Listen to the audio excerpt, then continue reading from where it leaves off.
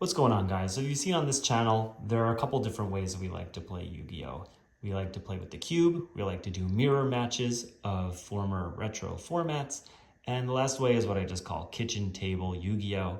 These are some of the oldest decks that we've played with. We're not following any official banned list, just trying to keep the integrity of the decks that we had when we were younger, maybe boost up their power a little bit, but obviously just applying some better deck building principles now that we have a little bit more experience playing the game. So today I'm going to highlight my Stardust Dragon Assault mode, Red Nova Dragon, and now Dragon Knight Draco Aquist deck. So as you can see, this is a synchro summon deck that's really focused on powering out these two boss monsters using a warrior engine in order to be able to summon this in the late game. So I'll just walk you through some of the cards and the ideas behind it so you can get a sense of how the deck functions. So obviously the main reason, the main way this deck is built is around Assault Mode Activate. You know, this started as a Stardust Dragon Assault Mode deck, and so you have to run 3 copies of that. So that's the main way of summoning that. The main way of getting out Red Nova Dragon is through Yoko Tuner. So this is one of the newer cards that I really like in this deck. It's basically a junk synchron that can revive a tuner from the graveyard, or even Marauding Captain special summon one from the hand. So a really easy way to get multiple tuners on the field. And there are a ton of tuners. I think almost all the other ones are warriors. So how do we do that? With 2 copies of Rhoda, we're able to get an attack gainer.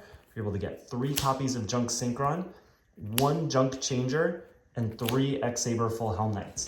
So Junk Synchron could revive attack gainer if you have a Red Dragon Archfiend on field, and then you're able to get Red Nova Dragon right there. But also Junk Synchron is able to get a Cobalt Hedgehog from the graveyard to make a level 5, and there's ways to go up to 8 from the 5. So this is really a 3-5 to make 8 deck. As you'll see, this is one of the newest additions, the Junk Changer. This can make it level 2 or level 4. It just adds a little bit more toolboxing abilities into the extra deck. And I think it's a really cool card. It's an Earth. There are Earth themes in here as well. So this deck has definitely gone over multiple changes, being warrior focused, being Earth focused. And so one of the main things I was trying to do while building this deck was make sure I'm sort of highlighting the greatest hits of how this deck has evolved over time to make sure I'm keeping the history of some of these engines intact while also adding in additional cards that just improve the consistency and really fit along with that theme. You know, my goal isn't to completely modernize this deck. If I were trying to make this as competitive as possible, I don't think I'd use any of these cards, right? But I used some of the Assault Mode Activate cards at one point, but it just felt so different from the soul of what this deck was trying to be at one point. And so I really just want to like have fun and feel nostalgia when I play with these decks. So that's how I'm at this current power level. Marauding Captain can get into Naturia Barkion.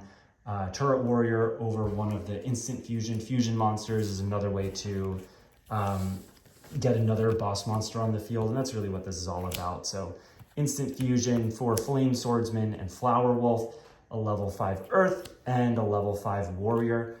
Obviously you can just synchro 8 for this or put Turret Warrior on top of it to get a 3000 attack monster. It's just really fun, I think.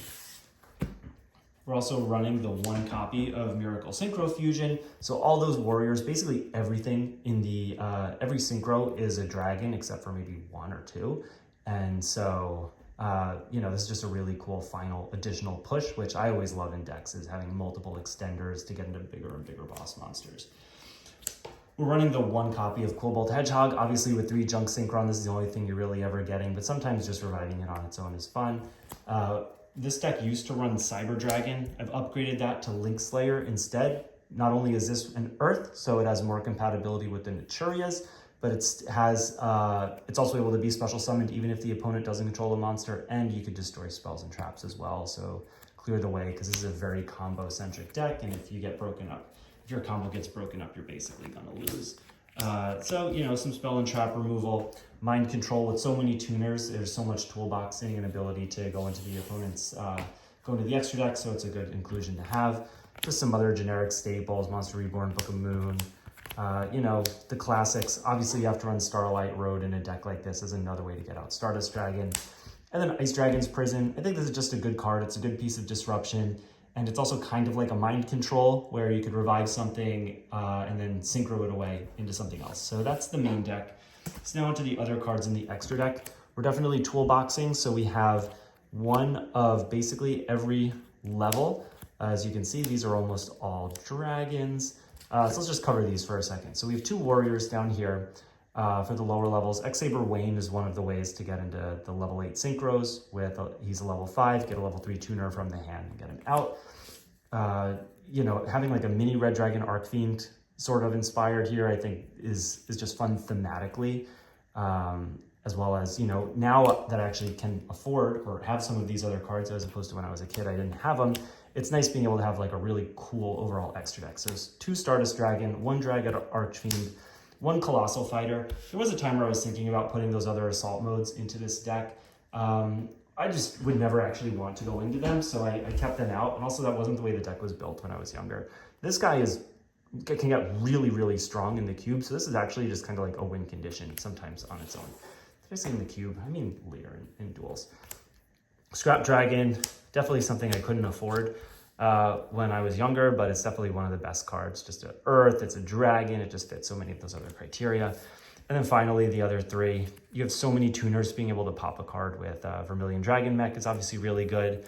Sometimes you do have 2 level 3s and they're not tuners. And so you just want to go into something else. This is also a warrior. And it's basically just the Xyz Scrap Dragon. And then also Volcasaurus. Sometimes you have like a Link Slayer and an instant fusion and no tuners. But really the goal of this was to basically always have a tuner in your hand and always have a non-tuner so that you could make some sort of extra deck play. And so that's the whole deck. You know, when just fishbowling it by myself, like I pretty much can always make some synchro play on turn 1 and defend it with a trap card, and that's really all you need, and then you're going. And it's pretty cool when you get into the late game, it's grindy and you're, you know, summoning a gigantic attack monster of one of these 2 and getting some crazy effect off. It's definitely a lot of fun. So thanks for watching, enjoy, let me know if you have any comments down below.